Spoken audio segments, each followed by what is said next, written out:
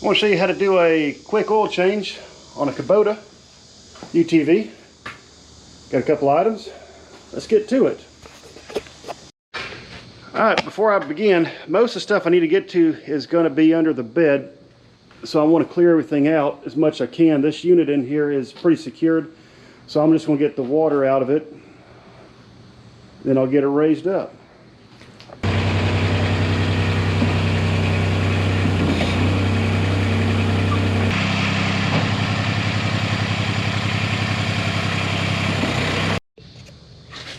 All right, once your deck's up, I'm gonna go ahead and put the safety on that ram down.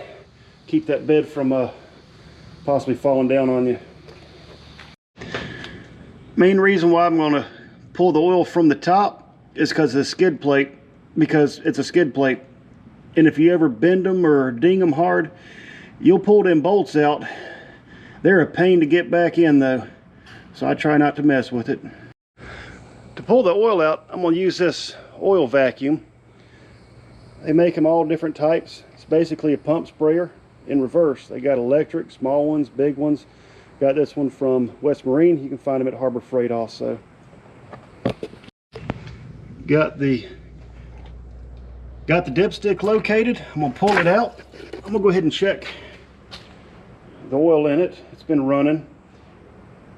It's nice and black, so yeah, time for a change. Got my suction straw in the dipstick hole. Come over here to the pump, and I'm just going to start pumping it. I'm going to start to create a vacuum.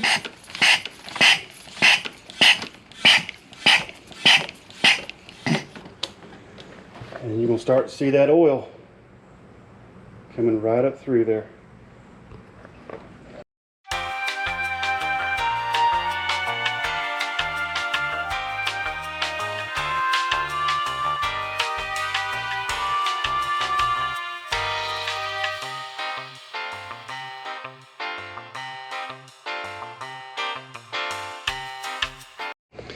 Well, I got the oil draining out.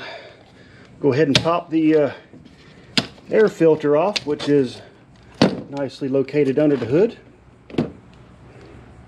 And go ahead and give it a quick blow. Actually, it's about ready for replacement, actually.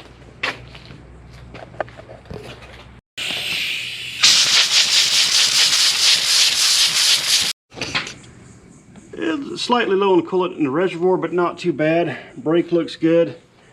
I've been running it, so I'm not going to pull the radiator cap. If it was cold, I would pull it just to see if there's anything in it that looks weird, suspicious. While I'm in here, I'm just going to kind of look around, see how everything looks.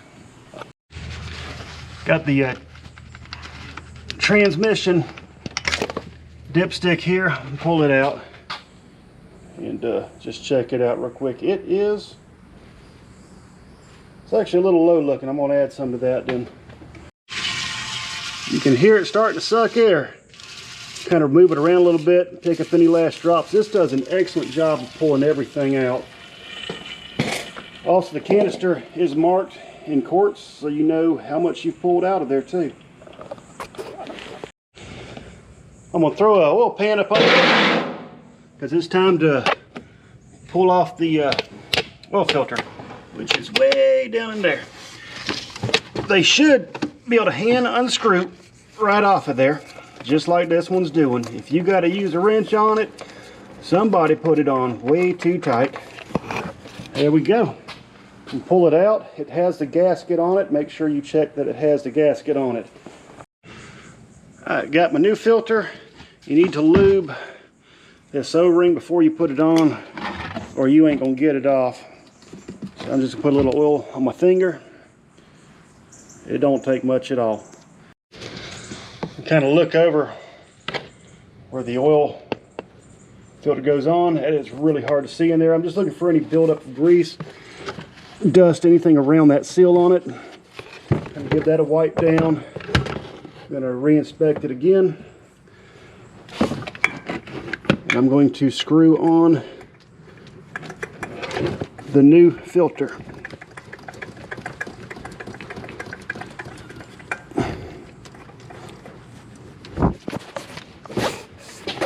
Once it's on snug, I'm gonna turn it about 3/4 of a turn till it's pretty snug on there, and that's it.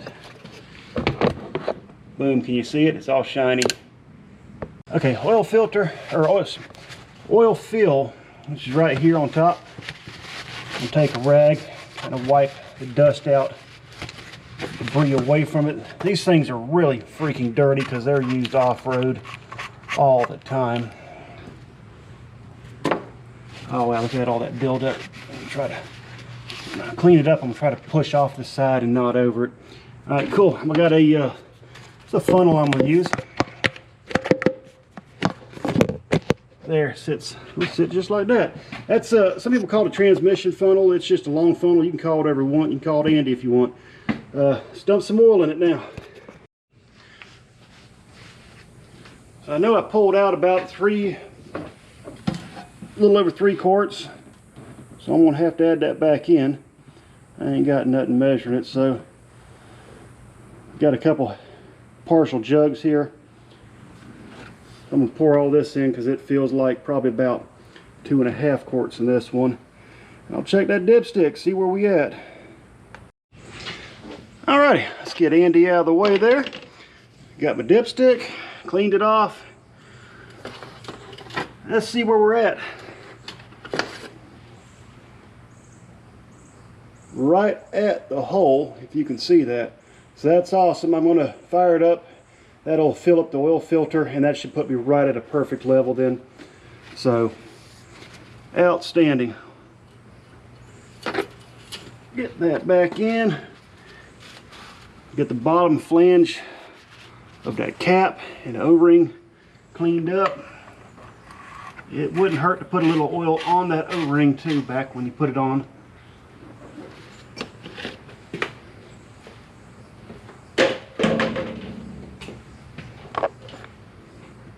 So normally I'll run it for a little bit, 45 seconds, 30 seconds, and then recheck it. But I feel pretty confident in it because I've done it a lot. I'm going to raise that back up, and we're pretty much done. We're going to button it up and get on down the road with it. Thanks for watching.